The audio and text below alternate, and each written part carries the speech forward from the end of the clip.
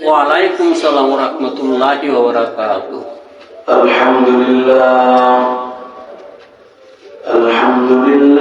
নাহমাদুহু ওয়া নাস্তাঈনুহু ওয়া নাস্তাগফিরুহু ওয়া নু'মিনু বিহি ওয়া নাতাওয়াক্কালু আলাইহি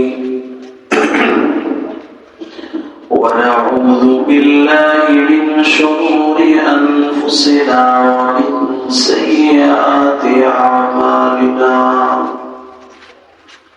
man yahdihillahu fala mudilla lahu wa man yudlilhu fala hadiya lahu wa nashhadu an la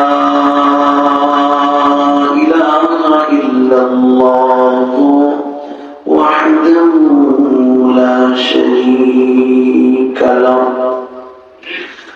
ونشهد أن سيدنا وسندنا وحبيبنا ومحبوبنا ومرشدنا ومولانا محمدا عبده ورسوله أرسله الله تعالى بالحق بشيرا ونذيرا وداعيا إلى الله بإذنه وسراجا وقمرا منيرا أما بعد فأعوذ بالله من الشيطان الرجيم بسم الله الرحمن الرحيم ألهاكم التكاثر حتى زرتم المقابر صدق الله العظيم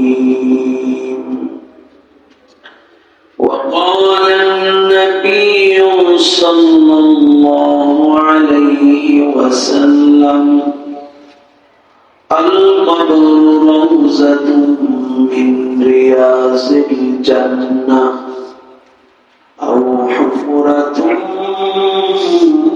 من حفر النار أو كما قال عليه الصلاة والسلام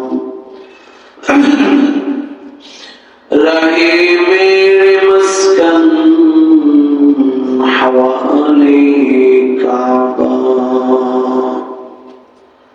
بنے میرے مدفن دیارے مدینہ بلغ العلا بکمالہ کشف الدجى بجماله حسنت جميع خصاله صلوا عليه وآله আপনা কোন কররে মন আপন তোমার কেহ নাই যিনি তোমার আপন হবেন তিনি সোনার মদিনায় বালাগাল উলা বিকামালিহি كشف الدجى بجماله حسنت جميع خصاله صلوا عليه وآله الحمد لله الله تعالى দরবারে শুকর যে আল্লাহ তাআলা আমাদেরকে দয়া করে মায়া করে ভালোবাসে রহমতি বরকতি জান্নাতের টুকরা বাগানে আল্লাহ তাআলার ঘর মসজিদে শুক্রবার দিন আগে আগে আসার বছর দামি কিছু কথা শোনার তৌফিক করে দিয়েছেন। এজন্য অন্তর থেকে কালিমাতুশ শুকর আদায় করি আলহামদুলিল্লাহ। আলহামদুলিল্লাহ। দুনিয়া পুরাটাই অন্ধকার, দুনিয়াটা হলো একটা অন্ধকার কূপের মতো, যার মধ্যে মানুষগুলা জুড়ে আছে। আর এই মানুষগুলার মঞ্জিলে মাকসুদ হলো জান্নাত। এবং কেউ যদি এই অন্ধকার কূপ থেকে জান্নাতে পৌঁছতে চায়, রশি হলো আল কোরআন, রশি হলো নবীজির সুন্নাহ, রশি হলো নবীজির হাদিস। সুতরাং যেখানে গেলে কোরআন এবং হাদিসের আলোচনা পাওয়া যায়, সে রশি পাওয়া যায়। তার অন্যতম একটি জায়গা হলো মসজিদ। সেই মসজিদে আসার দামি কিছু কথা শোনার তৌফিক দিয়েছেন। এজন্য অন্তর থেকে কালিমাত শুকর আদায় করে আলহামদুলিল্লাহ। আলহামদুলিল্লাহ। কোরআন এমন এক দামি জিনিস, অনিচ্ছাকৃত ভাবে কোরআনের তিলাওয়াত শুনে অনেক বেদিন মুসলমান হয়েছে। অনিচ্ছাকৃত ভাবে কোরআনের তাফসীর শুনে অনেক বেদিন মুসলমান হয়েছে। অনেক গুনাহগার নেককার হয়েছে। অনেক স্বাভাবিক মানুষ আল্লাহর ওলি হয়েছে। সুবহানাল্লাহ। একটা মাসআলা শিখা 1000 নফল নামাজের চেয়েও দামি। সুবহানাল্লাহ। শুধু নামাজ পড়লাম, জীবনে আল্লাহ তাআলা যে আমাদের কাছে একটা কোরআন দিয়েছিল, একটা চিঠি দিয়েছিল, যার নাম হলো কি কোরআন, সেটা কোনোদিন পড়ে দেখলাম না, সেটা কোনোদিন খুলে দেখলাম না যে আল্লাহ আমাদেরকে কি বললো। নিজে তো পড়তে পারলাম না, যারা বলে তাদের কথা মনোযোগ দিয়ে শুনলাম না। এটা কপাল পোড়া জাতি ছাড়া আর কিছু না। একজন খুব ভালোবেসে, আল্লাহ আমাদেরকে ভালোবাসেন কিনা, একজন খুব ভালোবেসে একটা চিঠি পাঠাইলো, যার কাছে চিঠি পাঠাইলো বৎসরের পর বৎসর চলে গেল, সে চিঠিটা খুলেও দেখলো না। তাহলে সে কি ভালোবাসার মূল্যায়ন করলো? আল্লাহ আমাদেরকে অনেক ভালোবাসেন। আল্লাহ তাআলা বলেছেন, ইন্না আরাদনাল আমানাতা আলাস সামাওয়াতি ওয়াল আরদি ওয়াল জিবালি ফাআবাইনা আন ইয়াহমিলনাহা ওয়া আশফাকনা মিনহা ওয়া হামালাহাল ইনসান। আল্লাহু আকবার। আল্লাহ তাআলা বলেছেন, এটা ইন্না আরাদনাল আমানাতা আলাস সামাওয়াতি ওয়াল আরদি ওয়াল জিবাল। এই কোরআন আসমানকে আল্লাহ তাআলা দিতে চেয়েছিলেন, জমিনকে আল্লাহ তাআলা দিতে চেয়েছিলেন, পাহাড়কে দিতে চেয়েছিলেন। তারা এই কোরআনের ওজন দাম বহন করতে পারবে না। আল্লাহ তাআলা এটা মানুষকে দিয়েছেন, ভালোবেসেছেন মানুষকে। বলেছেন এই কোরআন যদি মানো তো তুমি জান্নাতি হয়ে যাবে। সুবহানাল্লাহ। কিন্তু কপাল পোড়া জাতি অনেকেই এই কোরআন কোনদিন পড়ে দেখলো না যে আল্লাহ কি বললো এই কোরআনে। আর নিজে তো কোরআন পড়তে পারেই না, তাফসীর পড়তে পারেই না, অর্থ পড়তে পারেই না। এই যে শুক্রবার দিন বলি অনেক ওয়াজ মাহফিলে আলেম ওলামারা বলে, দিনের কানে শুনবেও না যে আল্লাহ কোরআনে কি বললো, একটু শুনি। রাগ করতেছেন? জানার দরকার আছে না কি বললো আল্লাহ কোরআনে, এটা একটু শুনি। অনেক ওয়াকিয়া আছে ইচ্ছাকৃত ভাবে কোরআনের তিলাওয়াত শুনে বড় আল্লাহর ওলি হয়ে গেছে। আরে আবু সুফিয়ান, সে তো বড় কাফির ছিল, মারাত্মক ধরনের কাফির ছিল, কিন্তু লুকিয়ে লুকিয়ে নবীজির কোরআন তিলাওয়াত শুনত। আল্লাহ তাকে হিদায়াত দিয়েছেন। এখন আবু সুফিয়ান থেকে আবু সুফিয়ান রাদিয়াল্লাহু আনহু, যার উপরে আল্লাহর খুশি, সে আল্লাহর উপরে খুশি। সুবহানাল্লাহ। মানে আল্লাহ তাকে দুনিয়াতে জান্নাতের সার্টিফিকেট দিয়েছেন। সুবহানাল্লাহ। আল্লাহ রেজামন্দের সার্টিফিকেট দিয়েছেন। কি জন্য? কোরআন তিলাওয়াত শুনতে। যাও, আমি ওইদিকে যাবো না আজকে। আজকে আলোচনার বিষয় হলো মৃত্যুর পরে আমাদের সামনে অপেক্ষা করতেছে কবর। মানুষকে কোনো কিছুই থামাইতে পারে না। সে তার গতিতে চলতে থাকে। যখন মৃত্যু আসে তখন কিন্তু থেমে যায়। যখন কবর সামনে চলে আসে তখন যে মানুষটা 5 মিনিট সময় পায় নাই যে মসজিদে পয়সা 5টা কথা শুনি, এই মানুষটাও বৎসরের পরে বৎসর, লক্ষ লক্ষ বৎসর কবরে শুয়ে থাকবে, তখন তার হাতে অনেক সময় থাকবে। একটা মানুষ দুনিয়ার ব্যস্ততা তার এত যে 5 ওয়াক্ত নামাজ পড়বে দূরের কথা, 1 ওয়াক্ত নামাজও পড়তে পারে না, সময় তার হাতে নাই। মৃত্যু, কবর তাকে থামিয়ে দিবে। আল্লাহ তাআলা এই কথাটা তিনি নিজে বলেছেন। আল্লাহ তাআলা বলেন, আল্লাহকুমুত তাকাসুর।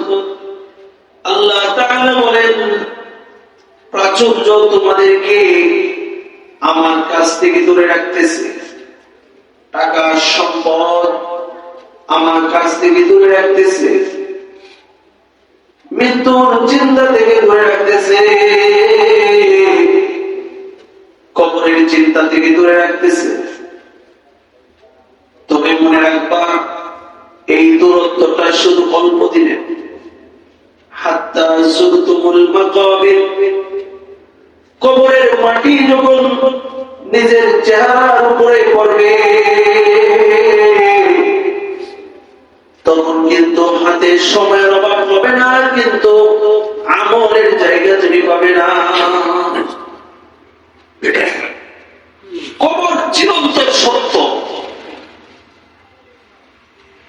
আলামে বারজাখ, মৃত্যুর পরে ময়দানে মাহশারের আগে যে সময়টা, এটাকে আলামে বারজাখ বলে। কি বলে? আলামে বারজাখ। ওয়া মিন ওয়ারাইহিম বারজাখুন ইলা ইয়াউমি ইউবাসুন। হিসাব দিতে হবে সেদিন বারজাখের মধ্যে। আল্লাহ তাআলা আমাদের কাছ থেকে হিসাব নেবেন। বারজাখ, কবরের জিন্দেগি, সেখানে যেতেই হবে। আমরা যে কবর দেই এটা হলো সমাধিস্থল, এটা আল্লাহ তাআলার হুকুম, নবীজির তরিকা, এজন্য আমরা কবর দিই। যারা কবরে শায়িত হয় তারাও আলামে বারজাখে পৌঁছে যাবে। হিন্দু যারা লাশকে পুড়িয়ে ফেলে তারাও আলামে বারজাখে পৌঁছে যাবে। খ্রিস্টান তারাও সমাধি করে তাদেরকেও আলামে বারজাখে পৌঁছতে হবে। দুর্ঘটনায় আগুনে পড়ে গেছে, সেও আলামে বারজাখে পৌঁছে যাবে। পানিতে ভেসে গেছে, সেও আলামে বারজাখে পৌঁছতে হবে। কারণ একটা মানুষের রূহ আল্লাহর কাছে গিয়ে সংরক্ষণ হয়ে যায়। সুবহানাল্লাহ। মক্কার কাফিররা বলতো, ويقول الإنسان أإذا ما مت لسوف أخرج حيا। আল্লাহ তাআলা আমাদেরকে কিভাবে জীবিত করবেন? কেমনে সম্ভব মৃত্যুর পরে আবার জীবিত হওয়া? আল্লাহ তাআলা বলেন, আওয়ালা ইয়াযকুরুল ইনসান أولا يذكر الإنسان أنا خلقناه من قبل ولم يك شيئا أولا يذكر الإنسان মানুষকে স্মরণ করার জন্য আল্লাহ তাআলা বলেন ولم يك شيئا أولا يذكر الإنسان মানুষকে স্মরণ করার জন্য আল্লাহ তাআলা বলেন আন্না খলাকনাহু, সৃষ্টি করার আগে, মিন ক্বাবলু ওয়া লাম ইয়াকু শাইআ, সে কিছুই ছিল না। আল্লাহ তাআলা অনস্তিত্ব থেকে অস্তিত্বে আল্লাহ তাআলা মানুষকে সুবহানাল্লাহ। আল্লাহ তাআলা অন্য জায়গায় বলেন, হাল আতা আলাল ইনসান هل أتى على الإنسان حين من الدهر لم يكن شيئا مذكورا। আল্লাহ তাআলা বলেন, তোমার এমন একটা সময় ছিল তোমার কোনো নাম গন্ধ পৃথিবীতে ছিল না, তোমার কোনো অস্তিত্ব, তোমার কোনো বংশ ছিল না। তারপরে আমি আল্লাহ এনেছি অনস্তিত্ব থেকে যে অস্তিত্ব আনতে পারে। হুয়া ইউহয়ি ওয়া ইউমীত, সে মানুষকে জীবিত করতে পারে, সে আবার মানুষকে মৃত্যু দিতে পারে। সুবহানাল্লাহ। আরে একটা মানুষের কোনো অস্তিত্ব নাই যে অস্তিত্ব দিতে পারে, এটা কঠিন নাকি মৃত্যু দেওয়া কঠিন? অস্তিত্ব যিনি দিতে পারেন এটা বড় শক্ত জিনিস, যে একটা কিছুর ভিতরে রূপ দেওয়া। পৃথিবীর আজ পর্যন্ত কোনো মানুষের সাধ্য নাই যে কোনো একটা অস্তিত্বের ভিতরে রূপ দিবে, সে চলবে। যে আল্লাহ এমন কঠিন কাজকে সাধারণ করেছেন, সে আল্লাহ কেন আবার তোমাকে রূপ দিতে পারবে না? সুবহানাল্লাহ। মেরে ভাই দোস্ত বুজুর্গ, আলাম নাজআলিল আরদা মিহাদা, আল্লাহ তাআলা জমিনকে আমাদের জন্য বিছানা বানিয়ে দিয়েছেন। ওয়াল জিবালা আওতাদা, আল্লাহ তাআলা আমাদের জন্য পাহাড় দিয়েছেন। ওয়া খালাকনাকুম আজওয়াজা, নারী পুরুষ আল্লাহ তাআলা সৃষ্টি করেছেন। যে আল্লাহ এত কিছু করতে পারেন, সে আল্লাহ তোমাকে কিভাবে জীবিত করতে পারবে না? তুমি কেমনে চিন্তা করো। এজন্যই তো আমরা বলি মিনহা, আমার সাথে বলেন মিনহা খালাকনাকুম ওয়া ফিহা তুঈদুকুম ওয়া মিনহা নুখরিজুকুম তারাতান উখরা। আল্লাহ তাআলা আমাদেরকে শিখিয়ে দিয়েছেন মিনহা খালাকনাকুম, তোমাকে সৃষ্টি করা হয়েছে মাটি থেকে। ওয়া ফিহা নুঈদুকুম, আবার সেই মাটির ভিতরে তুমি যাবে। ওয়া মিনহা নুখরিজুকুম তারাতান উখরা, তোমাকে সেই মাটি থেকে আবার বাহির করা হবে। সুবহানাল্লাহ। এই জন্যই তো আমরা মুসলমান হিসেবে পড়ি। আমার সাথে পড়েন, ক্বালু ইন্না লিল্লাহি ওয়া ইন্না ইলাইহি রাজিউন। আমরা করি ইন্না লিল্লাহ, আমরা নিশ্চয়ই কাল আল্লাহর, আমরা কাল। ওয়া ইন্না ইলাইহি, এবং তার দিকে রাজিউন, প্রত্যাবর্তন করব। সুতরাং কবরে যাইতে হবে, এই কথা বিশ্বাস আছে না নাই? এবার কবরে যে যাব, সরকারি দোয়ার নবী বলেন কবর কোন সাধারণ জায়গা না। হযরত উসমান এত দামি সাহাবী ছিলেন, তারপরেও যখন কবরের পাশ দিয়ে গেছে, বাচ্চাদের মতো হাউ মাউ করে কান্না করে দিচ্ছেন। অন্য কোনো আলোচনা করেও হযরত উসমান এত বেশি কান্না করতেন না। তার সাথীরা জিজ্ঞেস করেছে, হযরত উসমান কবরের আলোচনা শুনলে এমন ভাবে কান্না করেন, অন্য কোনো আলোচনা শুনলে আপনি এত বেশি কান্না করেন না কেন?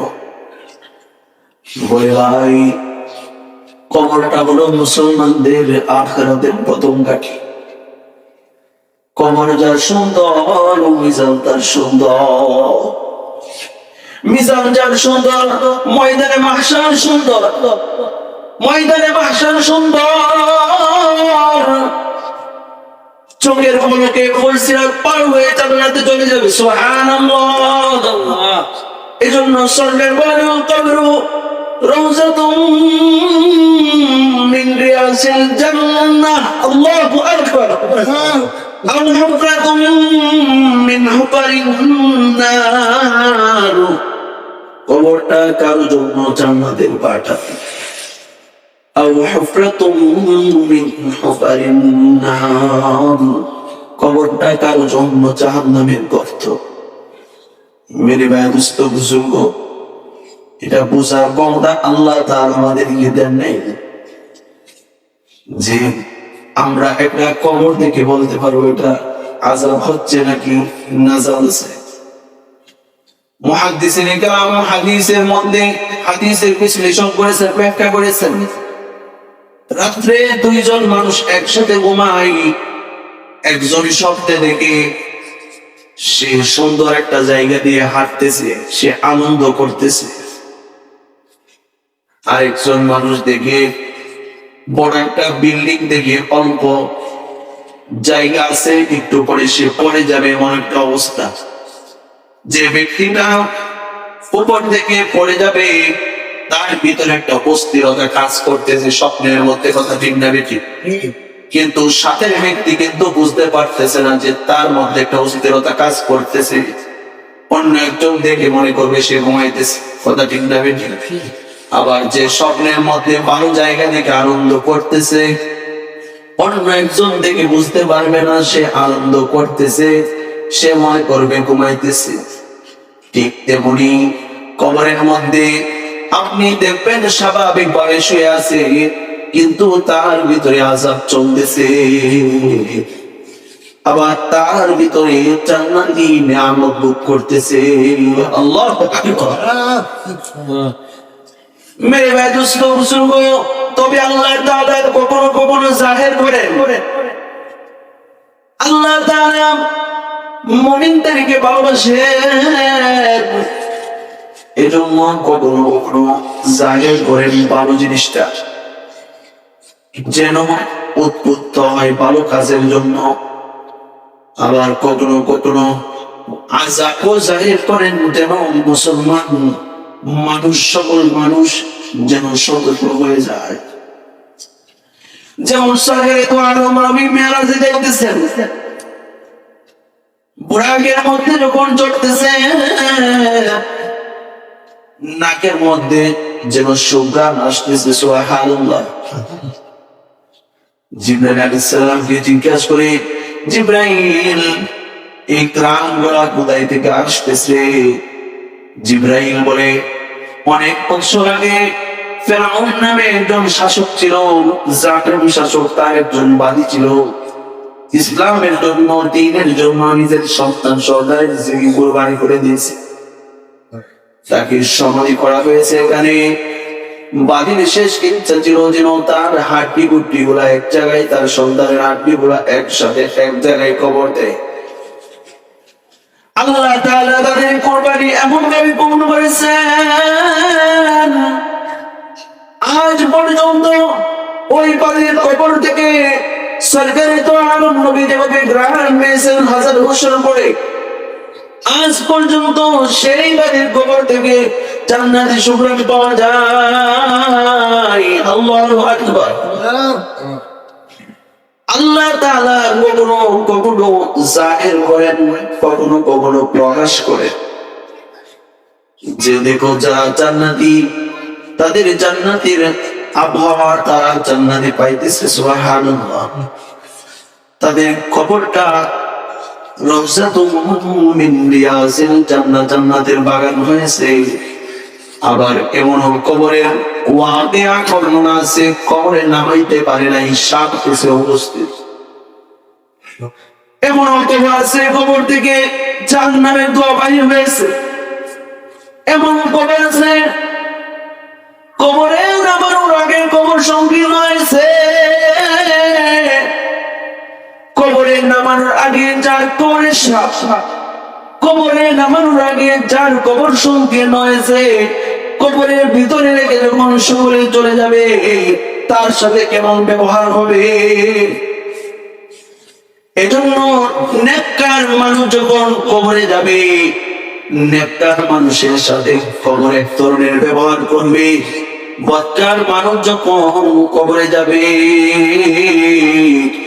বদকারের সাথে কবর আরেক ধরনের ব্যবহার করবে। আল্লাহু আকবার। এক নাম্বার, যখন নেককার অথবা বদকার মারা যায়, তখন তার রূহ দেখে এবং কথাও বলে, কিন্তু কেউ শুনতে পারে না। যখন নেককার মারা যায় তখন তাকে ঘর থেকে বাইরে করা হইতেছে। পরিবার অন্য আত্মীয় স্বজন কান্না করতেছে। রূহ বলে, কেন দেরি করতেছো? আমার জন্য জান্নাতের বাগান কবরে তৈরি করা হয়েছে। সুবহানাল্লাহ। সুতরাং দেরি করার দরকার নাই, তাড়াতাড়ি করে আমাকে কবরের দিকে রওনা করার ব্যবস্থা করো। এবার পথকার যখন মারা যায়, যখন ঘর থেকে লাশ বাহির করা হয়, পথকার বলে, এত কষ্ট করে বাড়ি করলাম, এখান থেকে কেন আমাকে বাহির করে ফেলতেছে? স্বপ্নের ভিতরে কথা বললে যেমন কেউ জানে না ভিতরে ভিতরে কষ্ট আনন্দ, তেমনি রুম কথা বলবে কেউ জানার শব্দ না। এভাবে তাকে কবরের মধ্যে রাখা হয়। নেককারের কবরের মধ্যেও চাপ দেওয়া হয়, বদকারের কবরের মধ্যেও চাপ দেওয়া হয়। আমার একটা কথা নাম্বার দিয়ে ধরে রাখেন।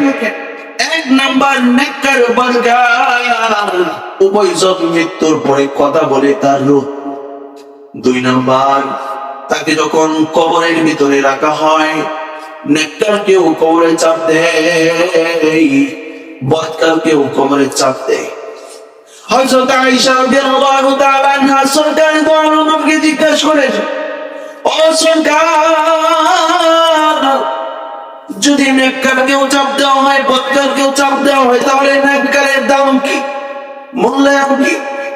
সরকারি দু আলম বলেন, বদকারকে এমন জোরে চাপ দেওয়া হয় যে তার হাড় এই দিক থেকে ওই দিকে ভিতরে ঢুকে যায়। নাউজুবিল্লাহ। এবার নেককারকে যখন চাপ দেওয়া হয়, নেককার চাপ দেওয়ার সাথে কবর প্রশস্ত হয়ে যায়। সুবহানাল্লাহ, সুবহানাল্লাহ। এবং নেককার হওয়ার পরেও অল্প কিছু গুনাহ শরীরের ভিতরে আছে না নাই, আল্লাহ তাআলা ওই সময় তার জিন্দেগীর গুনাহগুলো মাফ করে দেন। সুবহানাল্লাহ।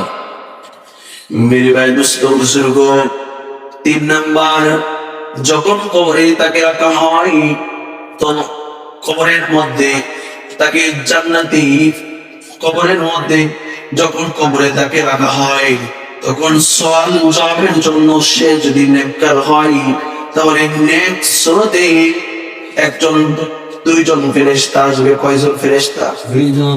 যদি নেককার হয় দুইজন ফেরেশতা আসবে। আসল সুরতের আবরণ নেককারের সুরত। সুবহানাল্লাহ। তিন নম্বরে তার সামনে নেককার সুরত আসবে। আসল সুরত হলো মুনকার নাকিরের আসল সুরত। যখন তাদেরকে প্রশ্ন করতে আসবে, তাদের আসল সুরত হলো চোখগুলো হবে বিজলির নেই, আর কথাগুলো হবে ঠাডার নেই, দাঁত গুলা হবে ষাঁড়ের শিঙের নেই, চুলগুলো মাটিতে পড়ে থাকবে, ভয়ঙ্কর আকৃতিতে আসবে। এটা হলো বদকার। তার সামনে যখন মুনকার নাকির আসবে, কিন্তু নেককারের সামনে আসবে 20 থেকে 25 বছরের বয়সী দুইজন যুবকের আবৃত্তি দেবে। সুবহানাল্লাহ, সুবহানাল্লাহ। তাদের পরনে থাকবে সাদা কাপড়। তাদেরকে প্রশ্ন করার জন্য যখন আসবে, তাদের পরনে থাকবে সাদা কাপড়। তাদেরকে প্রশ্ন করার জন্য যখন আসবে, তাদের শরীরে থাকবে খুশবু। এবার সরকারে দু আলম নবী তার হাদিসের মধ্যে বলেন, ইদা উদখিলাল মাইয়িতুল কবর মুসিরাত লাহু শামসু। আল্লাহ রাসূল সাল্লাল্লাহু আলাইহি ওয়াসাল্লাম তার হাদিসের শেষ পর্যন্ত বলেন যে যখন কবরের মধ্যে 5 ওয়াক্ত নামাজি ওয়ালা কবরে থাকবে, সুবহানাল্লাহ, নামাজ তখন তার পাওয়ার দেখাবে। সুবহানাল্লাহ। নেককারের কবর, নেককারের কবর আল্লাহ তাআলা জান্নাতের বাগান কিভাবে বানাবেন একটু শুনেন। নামাজ তার পাওয়ার দেখাবে। নামাজি ব্যক্তি কবরের ভিতরে আছে, ওই চিন্তা টেনশন তার ভিতরে থাকবে না, সে একটু ঘুমায় পড়বে। সুবহানাল্লাহ। কবরের ভিতরে দিন নাই, রাত নাই, সূর্য নাই, চাঁদ নাই, তারপরেও আল্লাহ তাআলা ওই সময় তার সামনে সূর্য তুলে ধরবেন। এমন ভাবে সূর্য তুলে ধরবেন, একটু পরে মাগরিবের সময় হয়ে যাবে আর তার ঘুম ভাঙবে, এমন একটা পরিস্থিতি। যেহেতু সে নামাজি, তার চিন্তা নাই, তার টেনশন নাই, সে ঘুমিয়ে পড়েছিল, কিন্তু খেয়াল নাই যে কবরের ভিতরে টেনশন চলে এসেছে। জিজ্ঞাসা করবে, মার রব্বুকা, ফেরেশতা। সে বলবে, কিসের মার রব্বুকা? এই যে দেখো সূর্য ডুবে যাচ্ছে, আসরের নামাজ আমি পড়তে পারি নাই, আমাকে আসরের নামাজের জন্য ওযুর পানি দাও, ওযু করে নামাজ পড়ে তারপর মার রব্বুকা। সুবহানাল্লাহ। এই কথা বলার পরে ফেরেশতারা আশ্চর্যান্বিত হয়ে যাবে, এই কি খবর এসেছে, কবরের চিন্তা নাই, নামাজের চিন্তা। এইদিকে তাহাজ্জুদ যারা পড়তো, তাহাজ্জুদে একটা আকৃতি ধরে একজন চলে আসবে তার কাছে। সুবহানাল্লাহ। তাহাজ্জুদ তার কাছে চলে আসবে, তাহাজ্জুদ বলবে, তোমার কোনো চিন্তা নাই, তোমাকে জান্নাত পর্যন্ত পৌঁছানো পর্যন্ত আমি একার দিকে চাচ্ছি না। সুবহানাল্লাহ। সে জিজ্ঞাসা করবে, তুমি কে? বলবে, আমি বললাম সেই যে গভীর রাত্রে, আরামের রাত্রে, নিশি রাত্রে, ঠান্ডা রাত্রে, যখন ঘুম মানুষের কাছে প্রিয়, আমি তোমাকে ঘুমাইতে দেই নাই, নামাজের মধ্যে দাঁড়িয়ে দাঁড়িয়ে তাহাজ্জুদের সময় চোখের পানি ফেলে ফেলে আল্লাহর দরবারে কেঁদেছো, আমি সেই তাহাজ্জুদ। তাহাজ্জুদ বলবে, এই মুনকার নাকি, এখানে সোজা দাঁড়িয়ে থাকে, আমি আসার আগ পর্যন্ত তাকে কোনো প্রশ্ন করতে পারবে না। সুবহানাল্লাহ। সে প্রথম আসমানে চলে যায়, আল্লাহ তাআলার কাছে বলে, আল্লাহ, আমি তাহাজ্জুদ আমার কারণে তোমার এই বান্দা কখনো ঘুমাইতে পারে নাই, রাতের অধিকাংশ সময় নামাজ পড়েছে, কান্না করেছে, তোমার দরবারে রোনাজারি করেছে, আজকে কবরে এসেছে, না তার ভাই আছে, না তার বোন আছে, না তার আত্মীয় স্বজন কেউ আছে, আজকে একা একা কবরে এসেছে। যেদিন তার মা বাবা আত্মীয় স্বজনকে ছেড়ে একা একা তোমার দরবারে কান্না করেছিল, সেদিনের কথা যদি তাহাজ্জুদ যদি তুমি কবুল করে থাকো, আল্লাহ আজকে তার মুক্তির ফয়সালা করে দাও। সুবহানাল্লাহ। আল্লাহ তাআলা তার জন্য 1000 ফেরেশতা পাঠাবেন। কয় হাজার? 1000 ফেরেশতার কাছে 1000 ফুল থাকবে। 1000 ফুল। কয় হাজার? 1000 ফুল থাকবে। 1000 ফুল নিয়ে এই মৃত ব্যক্তির কবরের যত লোকে 1000 বসবে। আল্লাহ তাআলা স্পেশাল আরেকটা বাহিনী পাঠাবেন, আরেকটা দল ফেরেশতাদের পাঠাবেন, যেন এই মৃত ব্যক্তিকে, কবরের ব্যক্তিকে যেন সাবুত দিতে পারে। কি সাবুত? প্রশ্ন করলে যেন সহজ করে দিতে পারে। সুবহানাল্লাহ।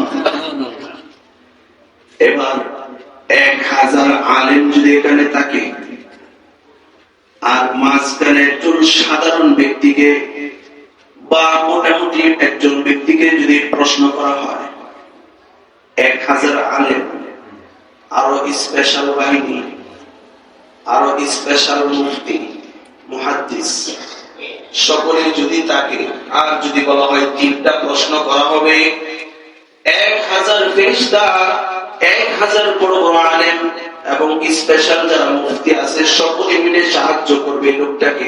এই লোকের কোনো ভয় আছে?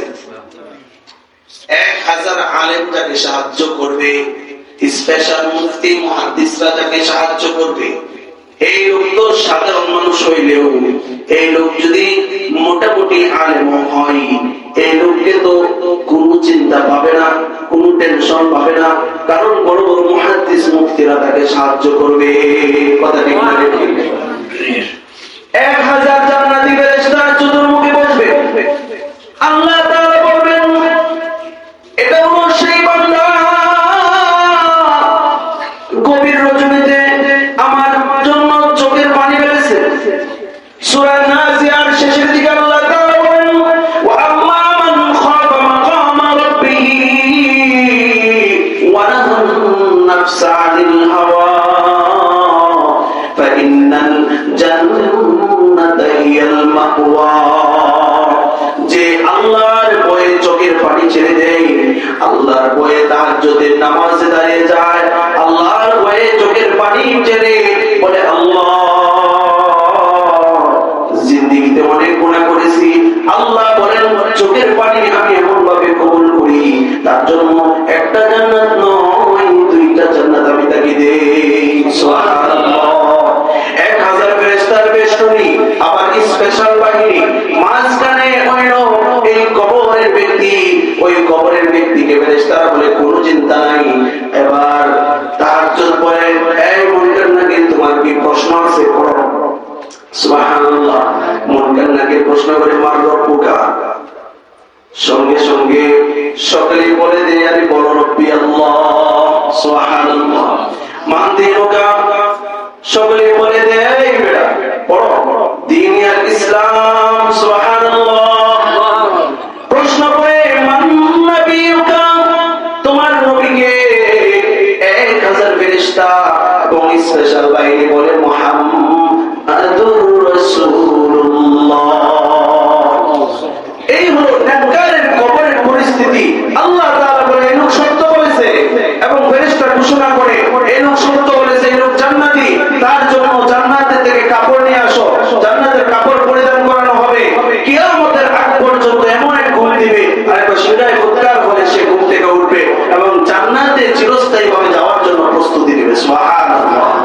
আর ফুৎকার যে গুনাহ করেছে, গুনাহ করতে করতে নিজেকে শেষ করে দিয়েছে, তার কাছে আল্লাহ তাআলা কেমন লোক পাঠাইবেন? আগেই বলছেন, তার কাছে এমন ফেরেশতা পাঠাবেন যে ফেরেশতার দাঁতগুলো হলো সিংহের মতো। এই যে গরু আছে না, গরু, এই গরু যে সিং আছে, সিংহের মতো দাঁত, এবং চোখগুলো হলো বিজলির মতো, দিন যখন বিজলি চমকায় দিনে, এরপরে তার চুলগুলো মাটি পর্যন্ত পড়ে থাকবে, এবং তার কথাগুলো হবে ঠাড়ার মতো, এবং তাকে প্রশ্ন করা হবে, ভয়ে তখন কম্পন সৃষ্টি হয়ে যাবে, উত্তর তখন দিতে পারবে না। এই পরিস্থিতির কারণে আল্লাহ তাআলা তাকে এমন আযাবের ব্যবস্থা করবেন, এমন ফেরেশতা দিবেন যে কানেও শোনে না, চোখেও দেখে না। কিয়ামত পর্যন্ত, কিয়ামতের পরে তো হাসর নাসর, এর আগে না। কিয়ামত হবে, এরপরে হাসরের ময়দান হবে। কিয়ামতের আগ পর্যন্ত কবরে থাকতে হবে। ওই কবরের মধ্যে তাকে এমন গুরজ মারবে যে বিশাল আকৃতি, এটা দিয়ে কিয়ামতের আগ পর্যন্ত তাকে টর্চারিং করতে থাকবে। এরপরে নাউজুবিল্লাহ করেন, এরপরে ওই কবরের মধ্যে সাপ ছেড়ে দেওয়া হবে। এমন সাপ, একটা সাপ যদি দুনিয়ার মধ্যে কোন সময় তার শ্বাস চাপত, বিষাক্ত সেই শ্বাসের কারণে পৃথিবীতে কোনোদিন সবুজ কোনো গাছ জন্মাইত না। নাউজুবিল্লাহ করেন, নাউজুবিল্লাহ। নাউজুবিল্লাহ মানে কি আল্লাহ আমাদেরকে তা থেকে হিফাজত করো। এজন্য কবরকে যারা অস্বীকার করে তারা বেঈমান। তারা কি বেঈমান? যারা কবরকে অস্বীকার করে, মৃত্যুকে অস্বীকার করে, তারা বেঈমান। তবে বেঈমানেরও সেই জগতে যাইতে হবে। জগৎ তিনটা: আলমে দুনিয়া, যেটা আমরা এখন থাকতেছি; আলমে বারজাখ, যেটা কবরের জিন্দেগি; আলমে আখিরাহ, যেটা হলো শেষ ঠিকানা, হয়তো জান্নাত নয়তো জাহান্নাম। কিন্তু মাঝখানের যে সময়টা, আলমে দুনিয়া এবং আলমে আখিরার মাঝখানে, এটা হলো আলমে বারজাখ। মৃত্যুর পর থেকে শুরু হয়, কিয়ামত পর্যন্ত সেখানে থাকতে হবে। এজন্য কবরে যাওয়ার আগে এতটুকু চিন্তা ভাবনা করে যেন কবরে যাই, যে কবরে কি সামান আমি নিয়ে যাইতেছি, কবর আমার সাথে কি ব্যবহার করবে। আল্লাহ তাআলা আমাদেরকে নেককার আল্লাহ ওয়ালা হয়ে কবরে যাওয়ার তৌফিক দান করে। সবাই বলে আমিন। ওয়া আখিরু দাওয়ানা আলহামদুলিল্লাহি রাব্বিল আলামিন। যারা সুন্নাত